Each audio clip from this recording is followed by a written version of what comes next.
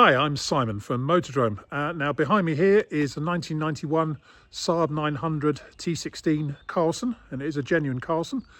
Two videos, one walk around, one driving, plus a bit of starting and idling action at the beginning of the driving video. Hope you like them. Okay, quick video of start up and idling on this SAAB. Let's just go back to that setting. There we go. Lights come up as they should, including the ABS light, which goes out. Starts nicely, and the ABS light goes out again as it should.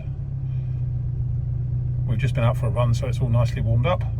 And I have actually been using this on a regular basis over the past few days without any issues at all. Okay, now we'll show you under the bonnet. Okay, here we are under the bonnet of this 900 Carlsson. Showing 261,000 miles.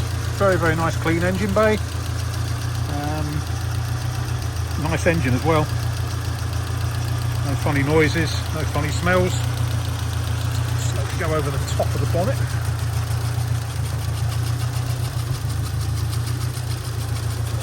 Go around the other side. There's its all important red box APC. Go. Next up we have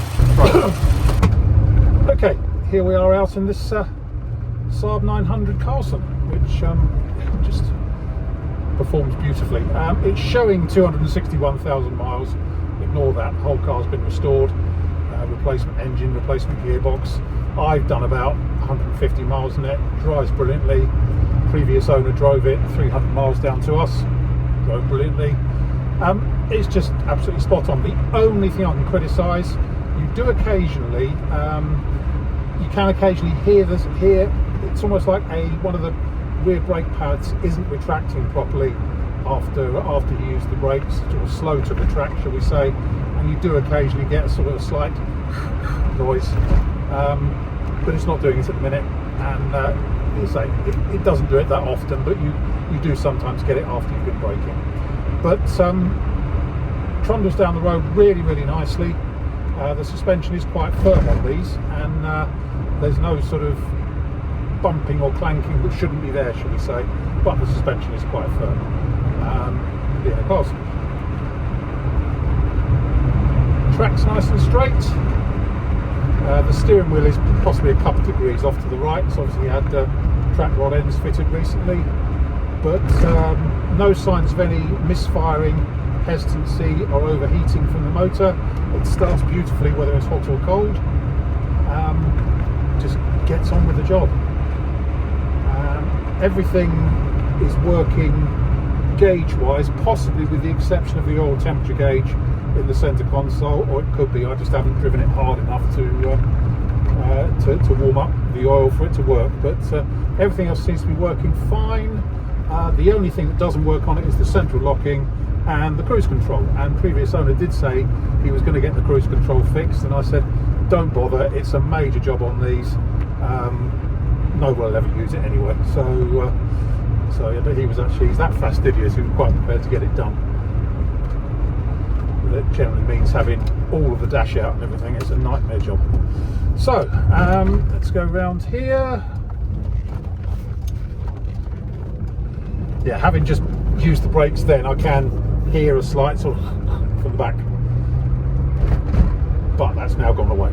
So as I say, I think it's just a brake pad that isn't retracting quite as quickly as it might do. Gearbox is nice on it. As I say, the gearbox was reconditioned about 30,000 miles ago. No synchro issues, no jumping out of gear, no nothing at all. Go. And again, after braking, that noise is back. It doesn't do it every time after braking, in fairness. I suppose it may depend how hard you brake. It's got a modern stereo in it, that all works. The electric aerial goes up and down. I love these cars. See if the traffic will let us out. Yep. Now we'll give it some beans.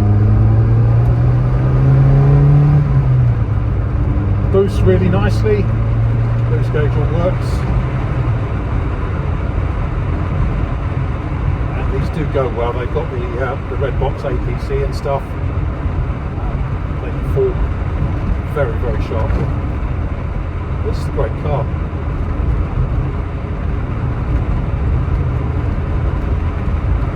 I think, as I said in the walk-around video, we don't sell this one for a while.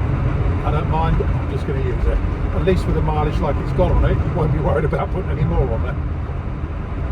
It just shows how well these cars were built back in the day. In fairness, this one has been totally pulled apart and restored, but it's a testament to their longevity, should we say.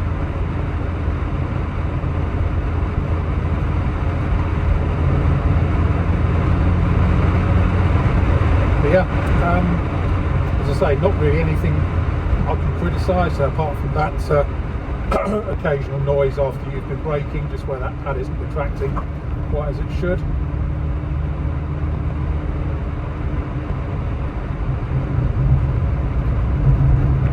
I'll come back into the village. No backlash when I take my foot sharply off the transmission. Sorry, no backlash in the transmission if I take my foot sharply off the accelerator.